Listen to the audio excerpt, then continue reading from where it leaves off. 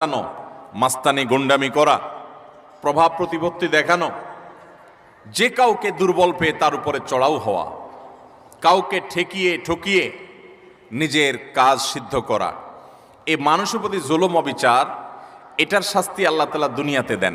পৃথিবীর ইতিহাসে এমন একজন জালেম দেখাতে পারবেন না যে জালেম জুলুম করেছে আর তার প্রায়শ্চিত্ত তাকে দুনিয়াতে পেতে হয়নি। পৃথিবীর ইতিহাসে সর্বপ্রথম জালিম, মানব সভ্যতার মানব ইতিহাসের সর্বপ্রথম জালিম ছিল কাবিল, আদম আলাইহিস সালামের ছেলে কাবিল। সে জুলুম করেছে নিজের আপন ভাই হাবিলের প্রতি। আল্লাহ তাআলা তার মুখ সম্মোচন করে দিয়েছেন, তাকে অপমান অপদস্থ করেছেন, তার এই কুকর্ম আল্লাহ তাআলা ফাঁস করে দিয়েছেন। এটি ছিল আল্লাহর পক্ষ থেকে তার জন্য দুনিয়ার শাস্তি, আখিরাতের শাস্তি তো আছেই।